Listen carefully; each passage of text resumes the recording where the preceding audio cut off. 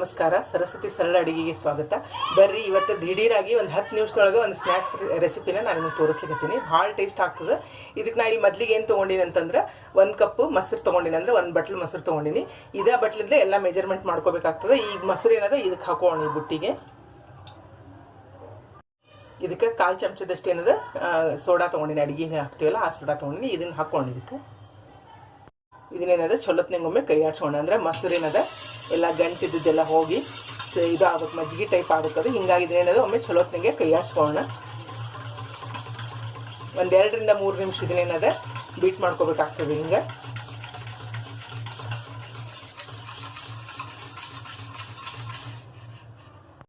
ಇದನ್ನೆಲ್ಲ ಏನದ ಚಲೋತ್ನಂಗೆ mix ಮಾಡ್ಕೊಂಡಿನಿ soda ಮತ್ತು ಮೊಸರನ್ನ. ಈಗ ಇದಕ್ಕೆ ಹಿಟ್ಟು ಹಾಕೋಣ. ಈ ಮೊಸರಿಗೆ ಏನದ ನಾನು 1 ಬಟ್ಲು ಮೈದಾ ಹಿಟ್ಟು ಹಾಕೊಳ್ತೀನಿ. ಯಾವ ಬಟ್ಲಲ್ಲಿ ಮೊಸರು ತೊಗೊಂಡಿರ್ತೀರಿ ಅದೇ ಬಟ್ಲಲ್ಲೇ ಮೈದಾ ಹಿಟ್ಟು ಹಾಕೋಬೇಕಾಗ್ತದೆ ಎಲ್ಲ ಹಿಟ್ಟನ್ನು. ಈಗ ಇದಕ್ಕೆ 1 ಬಟ್ಲು ಮೈದಾ ಹಿಟ್ಟು ಹಾಕೊಳ್ತೀನಿ. ಅರ್ಧ ಬಟ್ಲ ಅಕ್ಕಿ ಹಿಟ್ಟು ಹಾಕೊಳ್ತೀನಿ. ನೋಡ್ರಿ, 1 ಬಟ್ಲ ಮೈದಾ ಹಿಟ್ಟು ಹಾಕೊಂಡಿನಿ, ಅರ್ಧ ಬಟ್ಲ ಏನದ ಅಕ್ಕಿ ಹಿಟ್ಟು ಹಾಕೊಂಡಿನಿ. ಇದು 1/4 ಬಟ್ಲದಷ್ಟು ಬಾಂಬೆ ರವೆ ಹಾಕೊಳ್ತೀನಿ.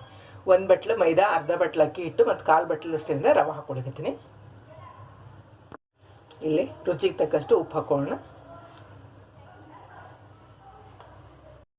ಇಲ್ಲೇನದ ಉಳ್ಳಾಗಡ್ಡಿ ತೊಗೊಂಡಿನಿ, 1 ಉಳ್ಳಾಗಡ್ಡಿ ತೊಗೊಂಡಿನಿ, ಕೊತ್ತಂಬರಿ ಮತ್ತು ಸ್ವಲ್ಪ ಕರಿಬೇವು ಕಟ್ ಮಾಡ್ಕೊಂಡಿನಿ, 1 ಹಸಿಮೆಣಸಿನ್ಕಾಯಿ ತೊಗೊಂಡಿನಿ ಮತ್ತು ಶುಂಠಿ ತೊಗೊಂಡಿನಿ. ಇದನ್ನೆಲ್ಲ ಏನದ ಈಗ ಇದಕ್ಕೆ ಹಾಕೋಣ.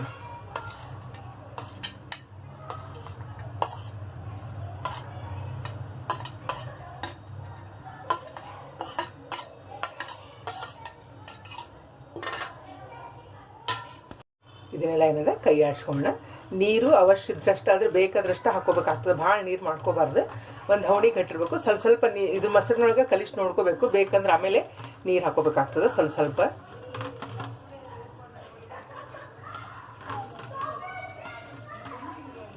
ನಾವು ಬೋಂಡ ಅದು ಮಾಡ್ತೀವಲ್ಲ ಅದಕ್ಕೆ ಕಲಿಸ್ಬೇಕಾಗ್ತದೆ ಸ್ವಲ್ಪ ನೀರು ಹಾಕೊಂಡು.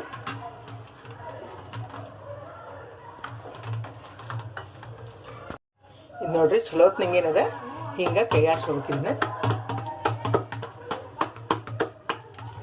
ಒಂದು 5 ನಿಮಿಷ ಹಿಂಗೆ ಮಾಡ್ಕೋಬೇಕಂದ್ರೆ ಬೋಂಡ ಹಾಕ್ಲಿಕ್ಕೆ ಬರೋ ಹದಕ್ಕೆ ಮಾಡ್ಕೋಬೇಕು. ಹಿಂಗೆ ಈ ಹದಕ್ಕೆ ಮಾಡ್ಕೋಬೇಕು. ಇದನ್ನ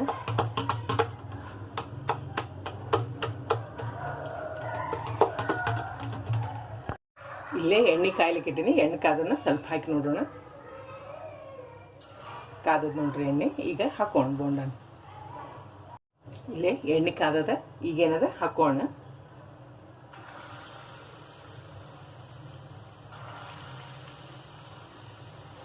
ನಿಮಗೆ ದೊಡ್ಡ ಸಣ್ಣ ಯಾವ ಸೈಜ್ ಬೇಕು ನೋಡಿ ಹಾಕೋಬೋದು ನೀವು. ಮತ್ತು ಉಪ್ಪು ತಾವು ಮೊಸರು ಹಾಕಿರ್ತೀವಿ, ಸೋಡಾ ಹಾಕಿರ್ತೀವಲ್ಲ, ಸಣ್ಣ ಹಾಕಿರೋ ಸತಕ್ಕೆ ನಾವು ಇವು ದೊಡ್ಡವು ಆಗ್ತಾವ.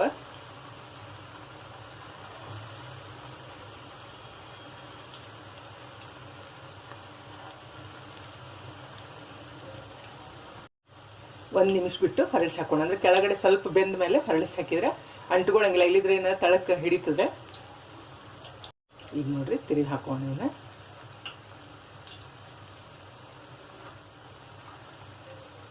ಅಗದಿ ಈಜಿ ಬರ್ತಾವ ಮತ್ತು ತಿನ್ಲಿಕ್ಕೂ ಭಾಳ ಅಂದ್ರೆ ಭಾಳ ಟೇಸ್ಟ್ ಇರ್ತಾವ.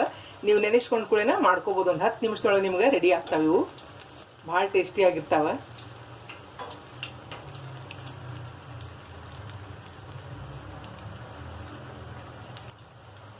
ಇವು ನೋಡ್ರಿ ಕೆಂಪಾಗ್ಯಾವ. ಇಷ್ಟ ಆದ್ರೆ ಸಾಕಾಗ್ತದ. ಈಗ ತಗೊಂಡು ಇವನ್ನ ನೋಡ್ರಿ ಎಷ್ಟು ದೊಡ್ಡವಾಗ್ಯಾವ, ಸಣ್ಣ. ಈಗ ಇನ್ನೊಂದು ಡಬ್ಬಿ ಹಾಕೋಣ.